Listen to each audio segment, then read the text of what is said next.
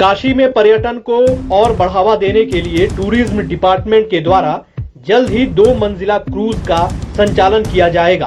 Cruise का संचालन राजघाट से 80 घाट के बीच होगा। वहीं 80 घाट पर इस क्रूज के लिए जेटी बनाई जाने लगी है। गोवा से चले 2 मंजिला क्रूज के 15 से 20 दिसंबर के बीच वाराणसी पहुंचने की संभावना है। इसके लिए वाराणसी में तैयारियां शुरू हो गई हैं। बीएचयू में छात्रावास खोलने को लेकर 7वें दिन गुरुवार को भी कुलपति आवास के सामने धरना जारी रहा। छात्रों का कहना है कि जब तक छात्रावास और लाइब्रेरी नहीं खुल जाती वे धरना स्थल से नहीं हटेंगे। धरनारत छात्रों से मिलने मौके पर चीफ प्रॉक्टर आए और उनसे वार्ता की। छात्रों ने अपनी मांगों की एक प्रति चीफ प्रॉक्टर को सौंप दिया। अंतर्राष्ट्रीय मानवाधिकार दिवस के मौके पर प्रधानमंत्री के आदर्श गांव नागेपुर में बाल मजदूरी के खिलाफ रैली निकाली गई। रैली में शामिल बच्चों ने बाल मजदूरी, बाल विवाह के खिलाफ हाथों में तख्तियां लेकर लोगों को जागरूक किया। इस दौरान अंबेडकर पार्क में बाल अधिकार पर बाल सभा का आयोजन किया गया, जहां बच्चों को बाल अधिकार, मानवाधिकार, बाल संरक्षण समिति आदि की जानकारी दी गई। सरकार आयुर्वेद, एलोपैथ, होम्योपैथी, यूनानी सभी को एक में मिलाकर शिक्षा देने के लिए इंटीग्रेटेड मेडिकल एजुकेशन का खाका तैयार कर रही है। इस मेडिकल एजुकेशन का निजी एलोपैथिक डॉक्टरों ने विरोध शुरू कर दिया है। 8 दिसंबर को 2 घंटे के सांकेतिक विरोध के बाद अब डॉक्टर शुक्रवार 11 दिसंबर को कामकाज ठप रखेंगे। वहीं दूसरी तरफ नेशनल इंटीग्रेटेड मेडिकल एसोसिएशन की वाराणसी शाखा द्वारा भारत सरकार के लिए धन्यवाद एवं आभार जताते हुए आईएमए के लिए धिक्कार पदयात्रा निकाली गई, जो संपूर्णानंद संस्कृत विश्वविद्यालय के गेट से निकलकर आजाद पार्क लहुराबीर पर समाप्त हुई। वक्ताओं ने कहा कि आईएमए का 11 दिसंबर को राष्ट्रव्यापी बंद औचित्यहीन तथा असंवैधानिक है। शहर में अक्सर टेम्पो में सवारी कर रहे लोगों को पर्स खो जाने, बैग चुराए जाने की शिकायत करते देखा जाता है। ऐसा ही वाकया 7 दिसंबर को वाराणसी में अंधरा पुल के समीप दिल्ली के बस से उतरी एक महिला के साथ हुआ। महिला ने सिगरा थाने में तहरीर दी, लेकिन तहरीर में टेम्पो का नंबर बताने में असमर्थ महिला ने टेम्पो चालक की खास निशानी बताई। महिला ने टेम्पो चालक के गर्दन पर बिच्छू का निशान होना बताया। इसके बाद रोडवेज चौकी इंचार्ज मिर्जा रिजवान बेग ने अपने सहयोगियों और सीसीटीवी की मदद से गुरुवार को उस लुटेरे टेम्पो चालक को धर दबोचा।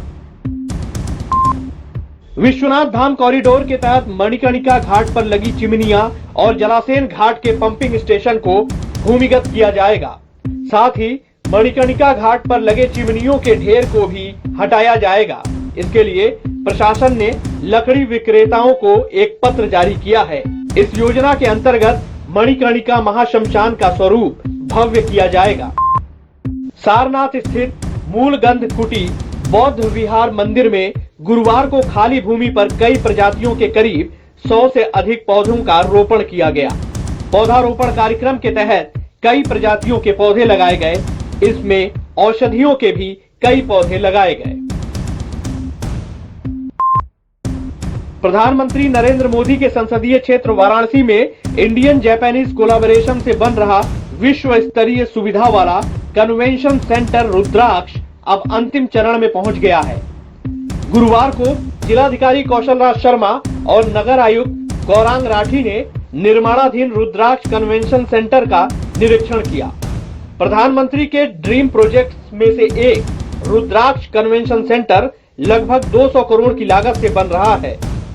ये विश्व स्तरीय सुविधाओं से लैस होगा और भारत के टॉप कन्वेंशन सेंटर में से एक होगा। ये एक भारत और जापान के सहयोग से बहुत बड़ा कन्वेंशन हॉल यहाँ वाराणसी में बन रहा है।